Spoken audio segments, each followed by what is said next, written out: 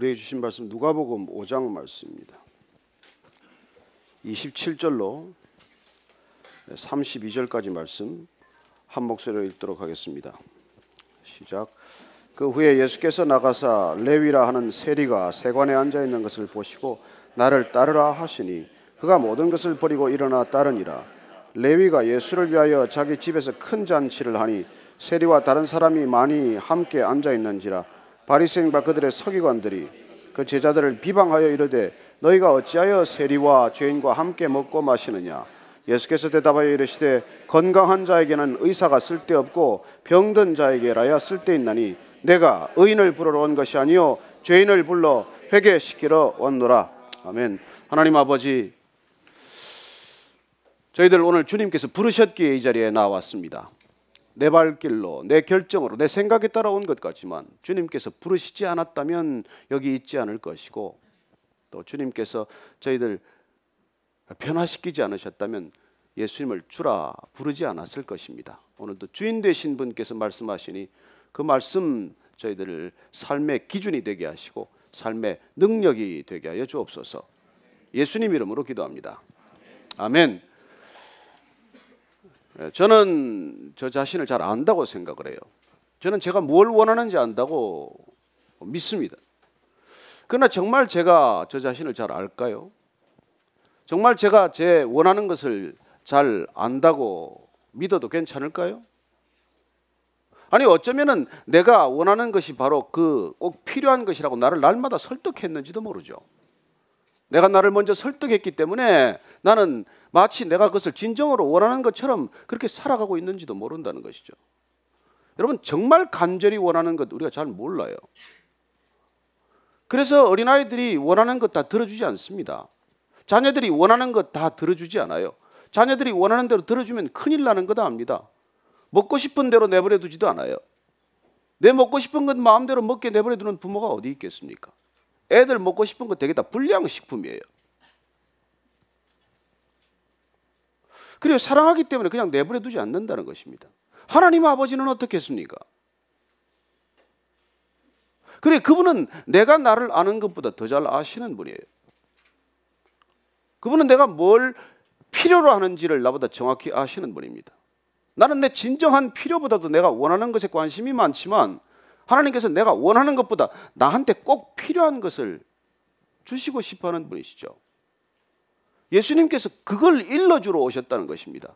내가 원하는 것보다도 내게 꼭 반드시 있어야 할 것, 필요한 것을 알려주러 오셨다는 것입니다.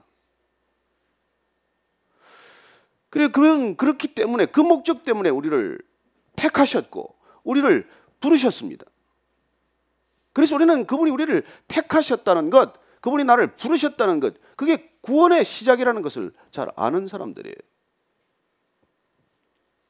오늘 우리가 읽은 이 마태, 이 누가복음의 본문은 예수님께서 왜 또 마태를 부르셨는지, 뭘 하러 그를 부르셨는지 그 내용을 우리한테 직접 일러주심으로써 그걸 통해서 우리는 구원의 진정한 시작과 구원의 진정한 본질이 무엇인지를 다시 한번 우리가 확인할 수 있기 때문입니다.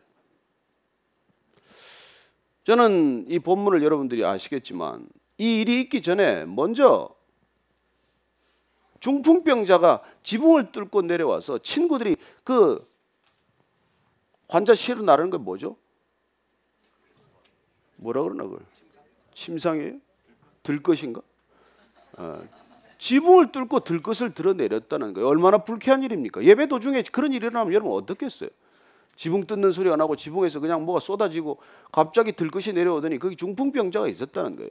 근데 예수님께서는 왜 이런 소란을 피우느냐 말씀하지 않고 먼저 그 중풍병자에게 내 죄가 사함을 받았다라고 말씀하십니다.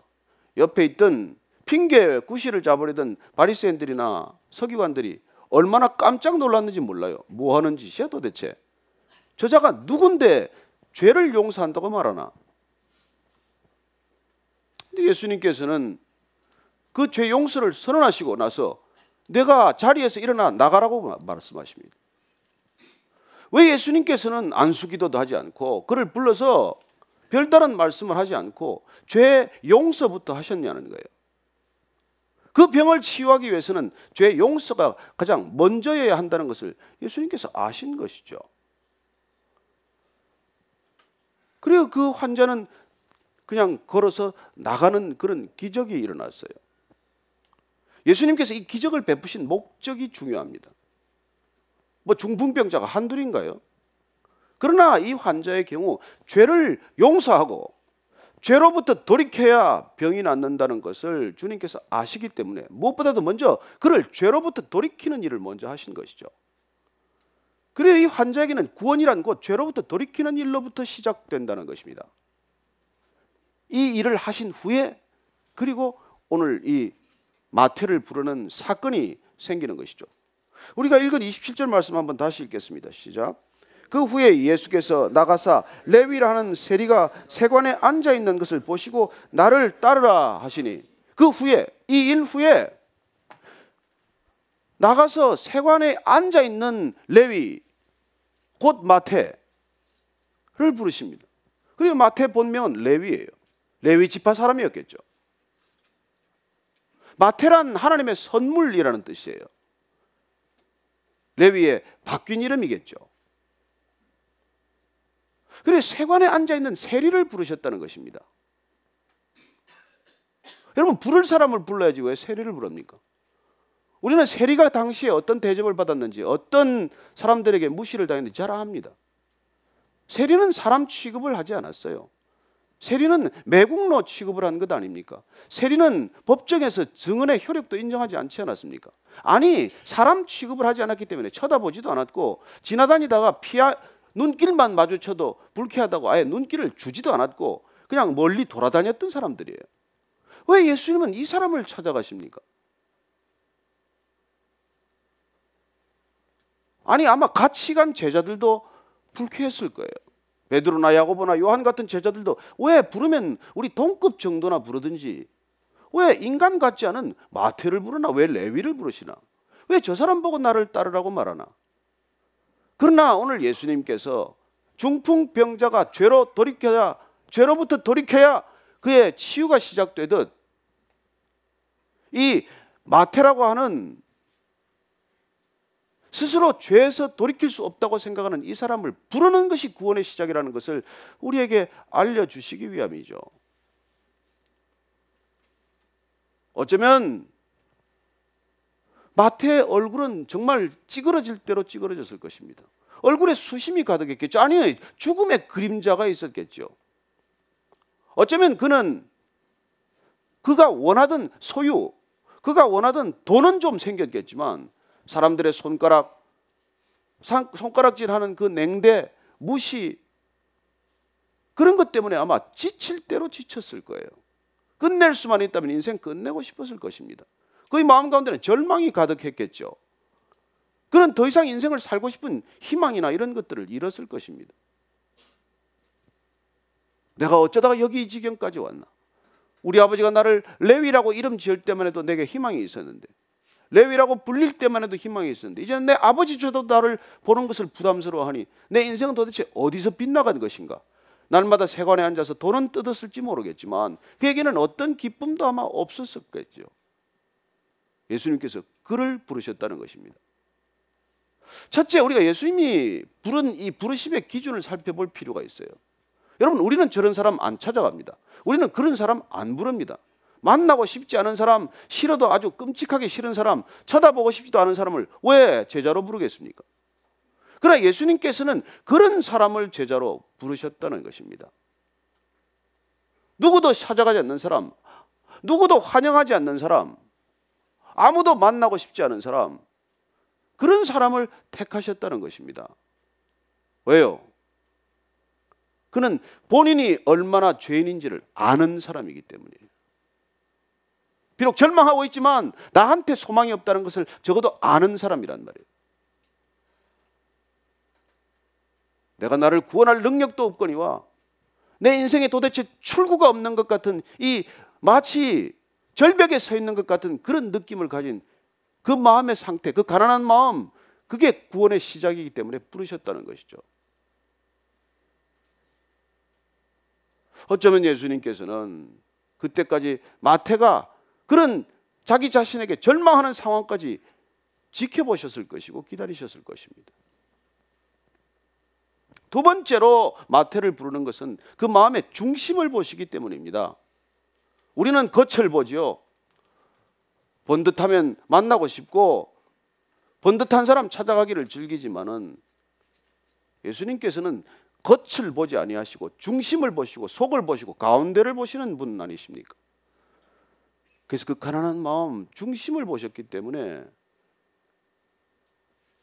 그는 지금 마치 물에 빠진 사람 무엇이라도 하나 붙들고 싶다는 그런 절망의 끝에 있는 그 마음을 읽으셨기 때문에 그 마음 가운데 찾아간 것이죠. 세 번째로 예수님께서는 그의 미래를 보시고 부르십니다.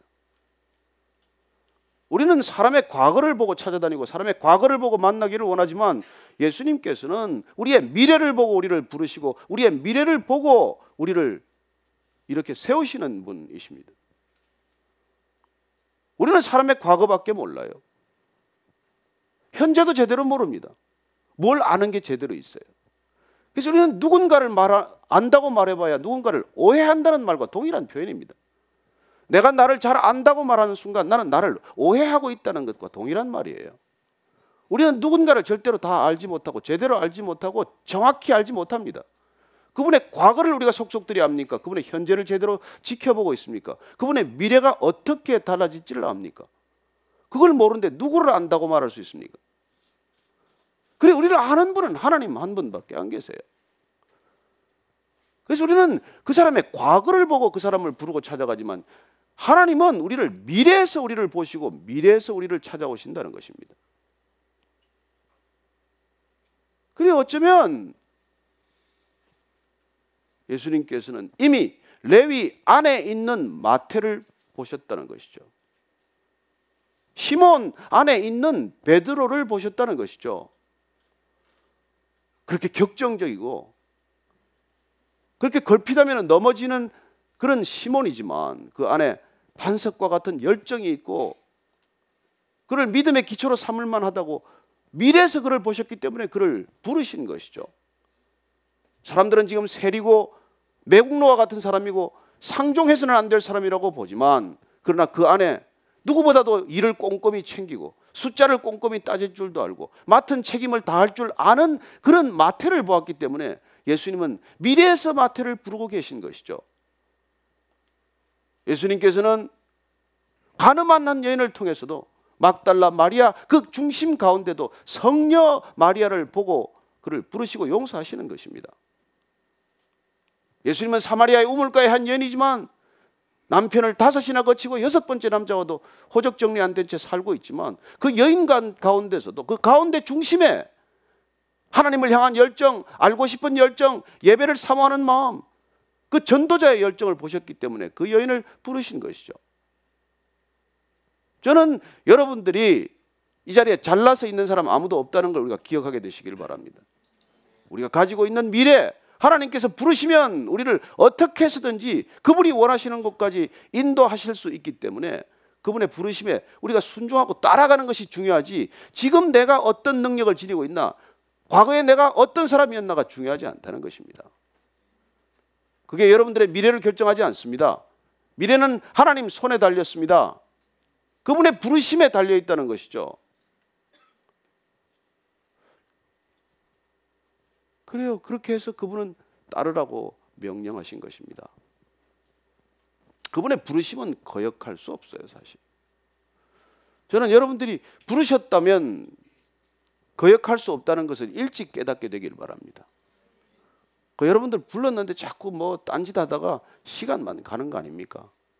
기왕 부르면 좀 일찍 오면 좋은데 맞을 매 다 맞고 오면 뭐합니까? 아니 저도 뭐 늦게 와서 할 말이 없어요, 사실 뭐.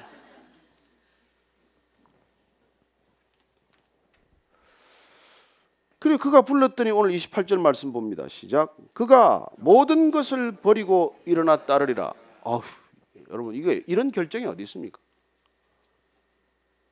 예수님께서 그냥 follow me, 나를 따르라고 그랬는데 그가 모든 것을 버려두고 그를 쫓았습니다. 여러분 가능한 일입니까? 계산해보지 않겠어요? 따라갈 만하다고 생각이 믿음이 올 때까지 좀 기다려야 되지 않습니까? 근데 즉시 모든 것을 버려두고 그를 쫓았다는 거예요. 그게 만약 하나님의 부르심이라면 우리는 거역할 수 없는 부르심이라는 것을 분명히 알게 됩니다. 우리는 사랑하는 사람의 사랑을 깨달을 수 있고, 사랑하는 사람의 눈길을 느낄 수 있고, 사랑하는 사람의 손길을 느낄 수 있기 때문이죠. 그것이 정말 하나님의 부르심이 확실할 때는 여러분 거역할 수 없습니다. 확신이 가지 않고 믿음이 가지 않고 내가 모르기 때문에 잠시 주저하고 머뭇거릴 수는 있겠지만 분명하다면 우리는 거역할 수 없다는 것이죠. 모든 것을 버려두고 그를 따릅니다. 어떻게 모든 것을 버릴 수 있을까요? 내가 가지고 있는 모든 소유가 예수님의 부르심보다 못하다는 것을 깨달았기 때문이죠. 내가 가지고 있는 이 모든 것, 지금까지 내가 중요하다고 생각한 것들, 내가 가치 있다고 믿었던 것들이 예수님 앞에서 쓰레기만도 못하다는 것을 깨달았기 때문에, 그걸 인정이 됐기 때문에 그걸 내려놓고 떨어뜨리고 따라가는 거예요. 여러분 그게 지혜고 그게 믿음이에요. 이거 소리 쥐고 있는 것 좀 더 쥐게 해달라고 여러분 예수님 부르십니까? 내가 가지고 있는 것 좀 더 갖게 해달라고 예수님한테 기도하십니까? 아니, 이게 쓸모없다는 걸 우리가 깨달아 예수님을 따라갈 수 있어요. 그렇지 않으면 우리는 내가 가는 길에 예수님 끌어들이고 그분을 그냥 질질 끌고 갈 거예요. 어떻게 모든 것을 버려두고 갈 수 있습니까? 부자 관원은 못 따라갔어요. 부자 관원은, 젊은 부자 관원은 예수님께 왔습니다. 관심이 있어요. 영생에 대해서. 어떻게 해야 영생을 얻습니까?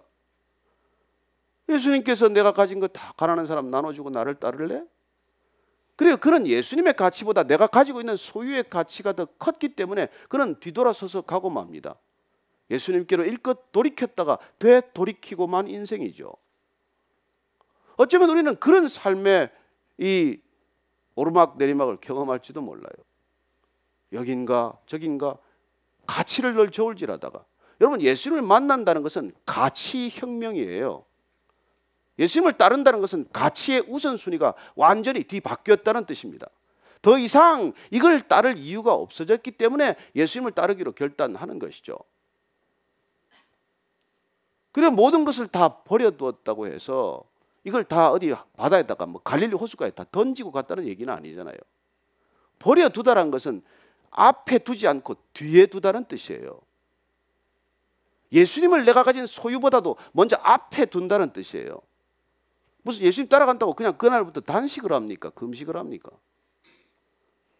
내가 가진 것들이 예수님보다 더 소중하지 않다는 것을 알았기 때문에 그분이 항상 내 삶의 우선순위에 가장 탑 프라이오리티를 차지하게 되었다는 것이죠.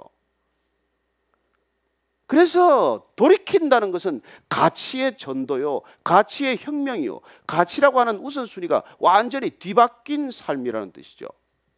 구원이란 무엇입니까? 가치 혁명을 경험한다는 것입니다. 우리가 살아가면서 그런 가치가 전도된 삶이 충격적이기 때문에 전도라는 것이 일어나는 것이지, 우리가 그렇지 않다면 무슨 길이 전해지겠습니까? 세상 사람들이 다 가는 길을 가면서 무슨 전도를 하는 것입니까?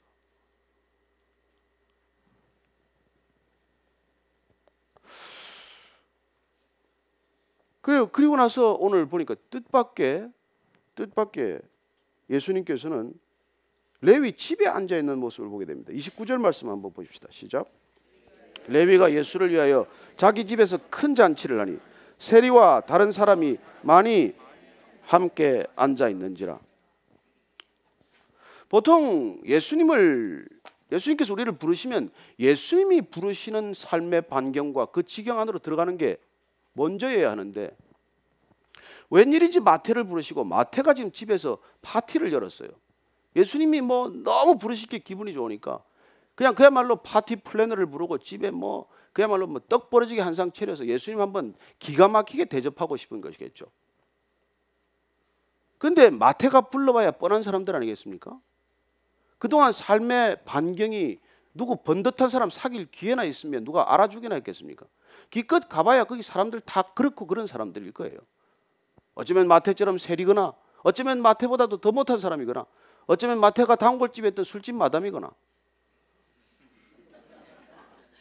이거 아는 사람 다 알아듣네. 그런 사람들 몽땅지게 모여서 파티를 하는 거예요. 저는 예수님이 그 마태가 부르는 집에 간 게 너무나 기분이 좋아요. 예수님은 신방 요청을 거절하지 않았다는 것입니다. 갈만한 집이겠어요? 아무도 그 집에 초청을 달가워하지 않았을 것입니다. 어쩌면 가더라도 그냥 기도만 하고 나 같으면 나왔을 거예요. 뭐 앉아서 그 사람들하고 무슨 할 얘기가 있겠습니까? 그러나 예수님께서는 그들과 함께 먹고 마시고 그들의 얘기를 들어주었다는 것입니다. 우리는 있을 만한 집에 가면 오래 있지요. 그러나 가고 싶지 않은 집이면 금방 자리를 떨치고 일어나는 것 아닙니까? 그러나 예수님께서는 그 집에 가서 그 사람들, 하나도 달갑지 않은 사람들, 세상 사람들은 아무도 알고 싶어 하지 않은 사람들, 죄인들이라고 손가락질하는 그런 사람들과 함께 식사하고 마시고 그렇게 교제하셨다는 것입니다. 이게 교회예요, 교회. 이 교회는 지금 제자들도 있고 이 세상 사람들이 죄인이라고 손가락질하는 사람들도 같이 함께 있어요. 왜요? 예수님 때문에 함께 있게 된 것입니다. 그러나 성경은 말하거니와 의인은 없을 때 단 한 사람도 없다고 말씀하십니다. 누가 의인입니까? 제자들은 불러낸 죄인들이에요. 불러서 응답한 죄인들이에요. 그러나 세상의 죄인들이라고 하는 사람들은 예수님이 불렀지만 아직 못 알아들은 죄인들이에요. 무슨 큰 차이가 있습니까? 어차피 거기는 죄인들 밖에는 없어요. 그러나 예수님의 부르심을 듣고 따라 나선 죄인들과 앞으로 부르실 죄인들이 함께 앉아 있는 것이죠. 뭐 그렇게 대단합니까? 그러나 이것조차 세상이 하지 못하기 때문에 예수님께서 오셔서 이걸 교회라고 지금 부르신 것이죠. 교회는 주님 때문에 같이 있을 수 없는 사람들이 함께 있는 곳입니다. 여러분 코드에 맞으면 구락부를 가세요. 여러분들 원하는 사람만 교제하려면 멤버스 클럽에 가세요.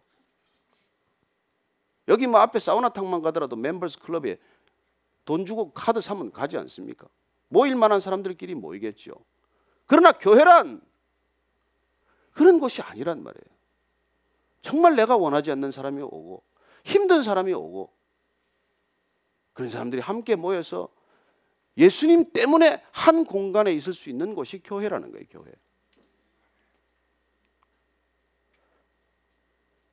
그리고 돌이킨 사람들과 돌이킬 사람들이 함께 있는 게 뭐가 그렇게 어렵습니까? 먼저 좀 돌이켰다고 아직 돌이키지 못한 사람이 뭐 그렇게 힘듭니까? 돌이킨 것도 내 힘 때문에 돌이킨 겁니까? 내가 잘나서 돌이킨 겁니까? 그분이 택하지 않았다면, 그분이 부르시지 않았다면 우리는 누구도 돌이킬 수 없는 사람들이에요. 그러나 그분이 먼저 택하셨고 그분이 먼저 부르셨기 때문에 부르심에 응답한 게 돌아선 거예요. 돌이킴이란 돌아선 거예요. 이 길로 가다가 불렀길래 뒤를 돌아본 거라요. 구원이 뭐 별겁니까? 내가 가고 싶은 대로 가다가 주님께서 부르시길래 잠깐 뒤를 돌아본 거예요. 그러나 수많은 사람들이 잠깐 뒤를 돌아보았다가 다시 자기 길로 가요. 그래서 우리는 날마다 넘어지는 것이죠. 그래서 예수님께서 발이라도 씻어주고 가시겠다고 세족식을 하신 것입니다. 베드로가 발 못 씻는다고 펄쩍 뛰어요. 주님 제 발은 못 씻깁니다. 그러면 너하고 나하고 상관이 없다. 내가 발을 안 씻기면. 그랬더니 목욕을 시켜주겠어요. 아예 그럼 그러려면. 그래 목욕 한 번 한 사람은 그냥 발만 씻으면 돼. 그렇게 또 친절하게 말씀을 해주세요. 저는 여러분들이 목욕하신 분이라고 믿습니다. 우리 다 세례 받았습니다. 안 받으시면 받으시기 바랍니다. 그래 그렇게 목욕했지만 우리는 날마다 발을 씻어야 한다는 것이죠. 날마다 이 발이 내 원하는 대로 갔던 발을 돌이켜야 한다는 뜻이에요. 우리는 내버려 두면 습관적으로 관습적으로 옛사람으로 돌아가는 사람들 아닙니까? 그래서 그 발 다시 돌이키는 거예요. 구원받았다는 건 날마다 그 발걸음을 돌이켜서 주님 가는 발걸음 따르기로 결정하는 것이죠. 우리 삼국시대 때 김유신 장군 얘기 잘 압니다. 그 김유신 장군이 젊은 화랑 시절에 그 뭐 이렇게 그 기생한테 바람이 나가지고 그 기생 이름이 천관인가 그래요. 그 그냥 날마다 그 밤에 그 집을 찾아가는 거예요. 그러니 그 어머니가 애 같아서 하루는 김유신을 불러다 놓고 아주 그냥 따끔하게 혼을 냈어요. 너 어쩌자고 밤낮 그 집을 가냐. 그래서 김유신 장군이 이제 드디어 결심을 합니다. 나 다시는 이제 발걸음을 끊으리라. 근데 웬걸 술이 하루는 취했는데 그냥 말이 나도 모르는 사이에 그 천관 기생 집 앞에 탁 서 있는 거예요. 근데 그때 뭐 보통 사람 같으면 얼씨구나 했을지 모르겠지만은 칼을 꺼내어서 말의 목을 베어버린단 말이죠. 그리고 그 걸음을 돌이켰다는 그런 얘기가 전해져요. 나중에도 그 여인을 못 잊어서 나중에 뭐 절을 지어줘서 천관사라는 절이 생겼다는 얘기도 있지만 어쨌건 여러분 돌이킨다는 건 그렇게 어려운 것입니다. 어쩌면 무한 중력과도 같은 죄성에 끌려가는 것이죠. 블랙홀처럼 그렇게 끌려 들어가는 것입니다. 예수님께서 그걸 아시기 때문에 우리 힘으로 죄를 이길 힘이 없다는 걸 아시기 때문에 죄로부터 돌이키기 위해서 이 땅에 오셔서 우리를 돌이켜 놓는 그 놀라운 일을 시작하신 것이죠. 저는 여러분들이 예수님께 붙들린 때만 돌이킬 수 있다는 것을 기억하게 되시길 바랍니다. 내가 나를 한번 돌이켜 보겠다고 수양하면 시간 많이 걸립니다. 평생 면벽자선해야 될걸요. 화두 하나 붙들고 한 10년 이상씩 공부해야 될걸요. 결과는 좀 죄송한 편이지만 도루묵이 많아요. 그래요. 예수님께서 오늘 이 많은 사람들과 함께 여기 앉아 있었다. 이게 저는 얼마나 좋은지 몰라요. 그냥 죄인들하고 시끌벅적했겠죠. 얼마나 시끌벅적하겠어요. 여러분 교양 있는 사람들은 말이 없어요. 눈치 보느라고 안에 계산하느라고. 그러나 머리가 복잡하지 않은 사람들은 말이 커요. 목소리가 높아요. 주님도 한잔 하세요. 저는 뭐 그냥 그 소리가 들려요. 하지 뭐. 너무 위로받지 마세요. 술을 끊을 사람은 끊어야 돼요. 그런 걸 또 위로받고 오늘 뭐 한잔 하라고 그러더만 그러고 할 게 아니고 확실하게 끊으셔야 나중에 술로부터 자유해야 친구들하고 그래도 생일 파티에 한 잔이라도 해도 문제가 없지. 완전히 한번 벗어나지 않은 사람은 또 돌아가요. 금방 돌아가. 김유신처럼.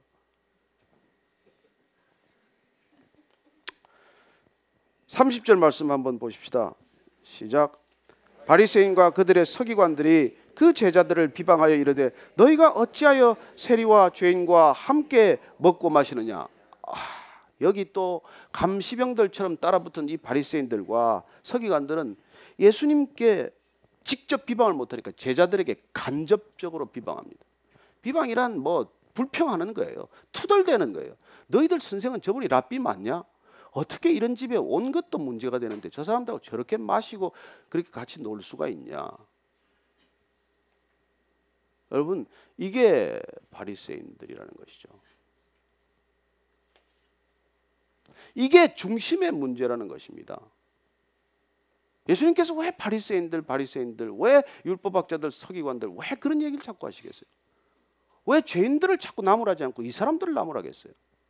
이 사람들은 중심은 여전히 바뀌지 않았는데 바뀐 채 하는 것 때문에 예수님이 싫어하신단 말이에요. 여러분 선하지 않은데 선한 척하는 건 이거 위선이에요. 권위가 없는데 권위 있는 것처럼 하는 건 권위주의적이에요. 이게 문제라는 것입니다. 권위 없으면 없는 대로 살면 되지 왜 권위 있는 채 하느냐는 것이죠. 아니 선하지 않으면 그냥 선하지 않은 대로 그냥 솔직하면 되지 왜 선한 채 하느냐는 거예요. 그 중심에 뭐가 있길래 안 바뀌냐는 거예요. 자, 그 안 바뀐 이유를 주님께서 우리한테 또 한번 일러주신 마태복음 23장 한번 읽어보십시오. 마태복음 23장 5절, 6절, 7절 말씀 한번 같이 찾으셨으면 읽겠습니다. 시작. 그들의 모든 행위를 사람에게 보이고자 하나니 곧 그 경문띠를 넓게 하며 옷수를 길게 하고 잔치의 윗자리와 회당의 높은 자리와 시장에서 문안받는 것과 사람에게 랍비라 칭함을 받는 것을 좋아하느니라. 그들의 모든 행위가 뭐예요? 그들의 모든 행위가 사람한테 보이기 위해서 하는 거예요. 사람한테 보이기 위해서. 예? 그래가지고 경문띠를 넓게 하고 옷수를 길게 하고. 이거 왜냐하면 말씀을 새긴 모든 것들을 그냥 이게 머리에 띄고 뭐 이 팔에다가 그냥 담고 박스를 만들어 붙이고 그냥 옷을 길게 입고 온통 말씀으로 도배를 했어요. 예? 그러고 다니는 거예요. 그러고 다니는 거예요. 그리고 기도 자리에 있는 거예요. 그리고 무슨 잔치만 있으면 윗자리 회당의 높은 자리에 가는 걸 즐긴다는 것이죠. 어디가 중심 자리인가? 어디가 상석인가? 이거 맨날 따지고 다니는 것이죠. 저도 청와대 몇 정권에 맨날 출입하면서 맨날 그 의전 비서관들의 골치가 아픈 게 그거예요. 그냥 대통령이 부르면 그 옆에 앉게 해달라. 바로 맞은편에 앉게 해달라. 이거 로비 받느라고 정신이 없어요. 의전 비서관들이.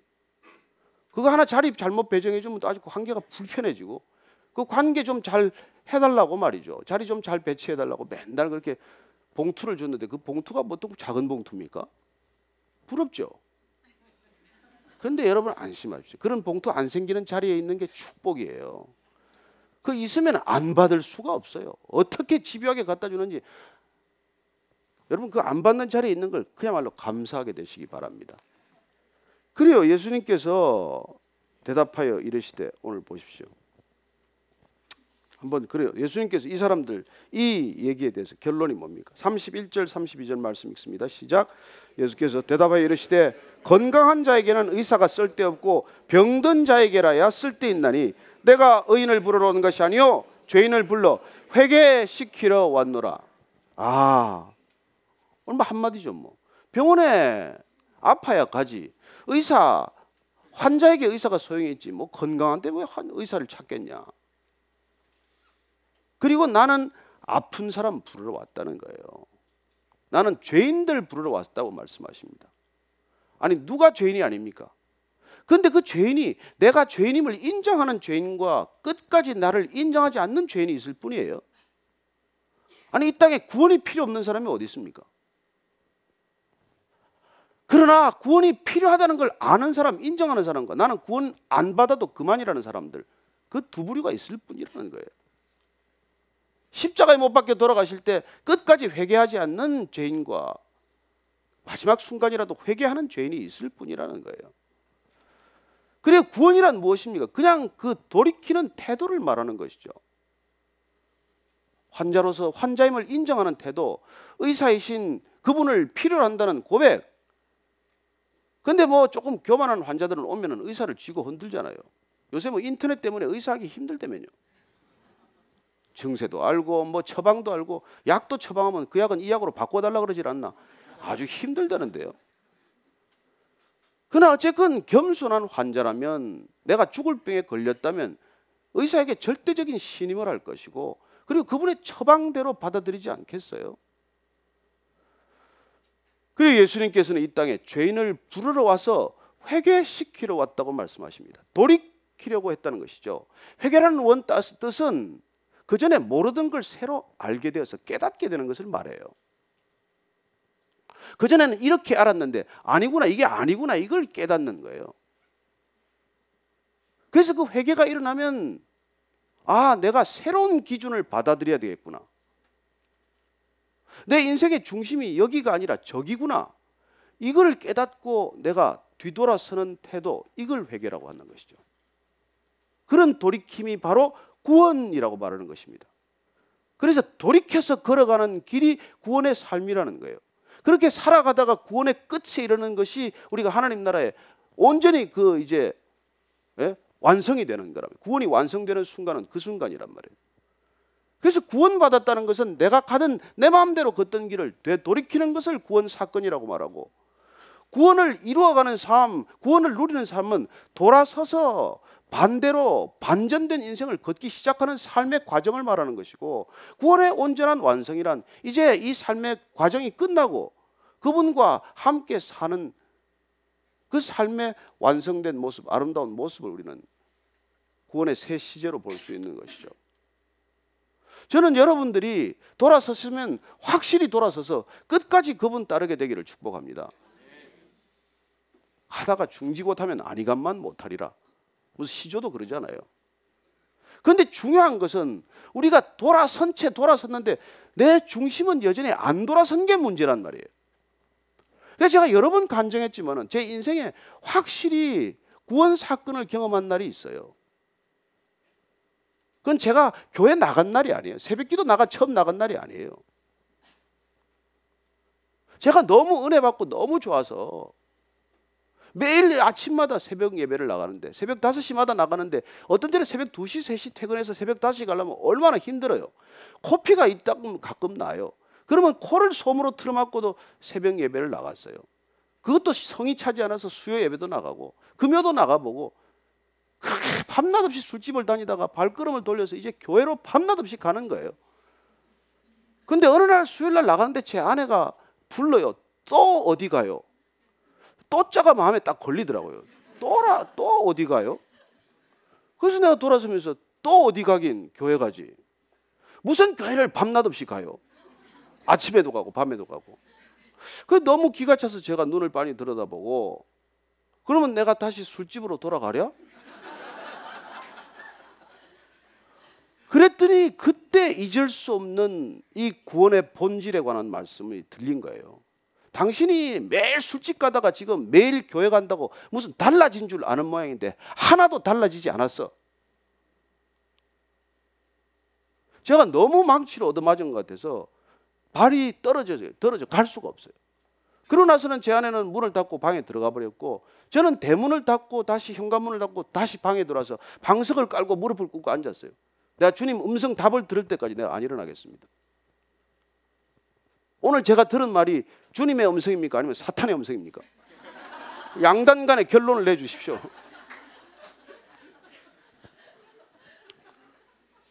오랫동안 침묵이 흐르고 제가 분명히 들은 음성은 내 아내 말이 맞다예요. 저는 그날 얼마나 제가 통곡했는지 모르겠어요. 많이 울었어요. 그전에도 매일같이 울었어요. 그전에도 기도 많이 했어요. 기도 안 한 거 아니에요. 그러나 그 자리가 제게는 정말 돌이킨 날이란 말이에요. 내 몸이 돌이킨 날로 끝나지 않아요.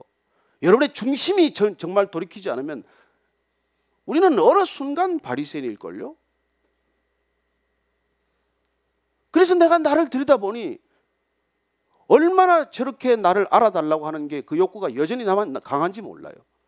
조정민이가 한번 믿으면 본때를 보여줄 거야. 10년, 20년씩 교회 다니도 하나도 안 변하는 사람들 보란 듯이 나는 단숨에 변해버릴 거야. 나는 아침 저녁 끝없이 내가 교회를 가서 사람들한테는 정말 충격이 될 거야. 그저 나를 드러내고자 하는 마음, 나를 알아주고자 하는 그런 여전한 욕구, 변함없는 내 모습을 들여다보는 것이죠. 저는 이 간증을 자주 해요. 제가 목사 됐다고 달라질 거 하나도 없어요. 여러분들이 교회 다닌다고 하나도 달라질 거 없어요. 여러분의 중심이 나로부터 주님께로 돌이키지 않으면, 나 중심이 나르시시스트와 같고 말이죠. 자아 중독증과도 같고 자아 도취에 취해 있는 그 나로부터 주님께로 온전히 돌이키지 않으면 우리는 발걸음만 여기를 왔다 갔다 하는 것이지 하나도 달라지지 않은 삶을 사는 거예요. 세월은 가고 안 달라진 것처럼 할 수가 없어서 달라진 것처럼 하는 것만 익숙해지고 능숙해지고 때로는 교활해져서 살아갈 뿐이지 뭐가 달라졌냐고요. 내가 정말 돌이켰다면 그렇게 소리가 나겠습니까? 그렇게 돌이켰을 때 우리는 진정으로 정말 나는 덜 중요하고 주님은 더 중요합니다. 주님만이 중요합니다. 이런 고백이 날마다 고백이 되지 않겠어요? 그런 사람들의 공동체가 교회라면 교회가 그렇게 끝까지 싸우겠어요? 저는 여러분들 오늘 이 돌이킴이 구원이라는 것 끝까지 기억하고 우리가 헤어지게 되기를 바랍니다. 구원이란 나로부터 돌이키는 거예요. 끝없이 나를 향해 가던 삶의 궤적이 주님께로 돌이키는 일이에요. 온전히 돌이켰습니까? 그러면 한없이 기쁠걸요? 한없이 자유로울걸요? 뭐로부터? 나로부터. 기억하십시오. 돌이킨다는 건 나로부터 돌이키는 일이에요. 한 주간 동안도 기억하시고 정말로 내 마음이 틈만 나면 주님 바라보게 하시고 틈만 나면 주님께 붙들린 인생 되게 하셔서 내가 점점 덜 중요해지고 나는 소리가 나지 않게 하시고 나는 목을 꼿꼿이 굳은 목 되지 않게 하여 주옵소서. 그렇게 한번 기도하고 오늘 여러분들 삶의 터전으로 또 파송토록 하겠습니다. 같이 한번 기도하십시다. 하나님 아버지, 정말 고래 힘줄보다도 질긴 나를 주님께 올려드리고자 하오니 십자가에 못 박혀 죽지 않으면 여전히 주님 앞에서 끝까지 나를 고집하는 내가 됨을 주님 잘 아십니다. 주님 나를 내려놓게 하시고 내가 깨어지게 하시고 부서지게 하시고 가루가 되게 하셔서 주님 온전히 주의 그 놀라운 능력이 내 삶의 모든 과정을 통해 흘러가게 하여 주옵소서. 오직 내가 걸림돌이오니 주님 나 때문에 교회 못 오는 사람 생기지 않게 하시고 나 때문에 교회 어려워지는 일 없게 하시고 오직 주님만이 이 교회 가운데 주의 영광을 드러내는 놀라운 그런 은혜와 영광의 삶이 되게 하여 주옵소서. 한 주간의 삶도 그렇게 주님 앞에 올려드릴 때 주님 붙드시고 인도하시는 놀라운 주의 능력이 우리 삶 가운데 관통하게 하여 주옵소서. 살아계신 하나님 아버지, 정말 이 세상 어떻게 살아야 할지 날마다 쉽지 않은 길을 갑니다. 그러나 이 세상 가운데 살기 위해서, 세상 가운데 나를 조금 더 드러내기 위해서, 세상 가운데 조금 더 소유를 위해서 끝까지 주님께 매어 달리는 인생 되지 않게 하시고 나를 떨어뜨리되 철저히 깨어짐을 경험하게 하시고 정말 가루가 되고 정말 흔적도 없이 사라지는 것 경험하게 하셔서 주님 앞에 소리 없는 놀라운 침묵의 인생이 되게 하여 주옵소서. 하나님 아버지, 오늘도 주 앞에 나와 예배드리고 흩어집니다. 가는 곳마다 시끄러운 소음으로 시끌벅적한 땅에서 저희들 때문에 잠잠한 놀라운 침묵의 소리가, 침묵의 환성이 이 땅 가운데 퍼져나가게 하여 주옵소서. 이제는 우리 우주 예수 그리스도의 은혜와 하나님 아버지의 크신 사랑과 성령의 기름 부으심이 오늘 이 아침에 다시 한번 우리 모두가 주 앞에 엎드려 예배드리고 주의 말씀 앞에 온전히 부복하여 오직 주님만이 내 인생의 길이요 진리요 생명 되심을 결단하는 이 자리에 고개 숙인 모든 믿음의 사람들, 성령의 사람들 위해 지금부터 영원까지 함께 하시기를 축원하옵나이다. 아멘.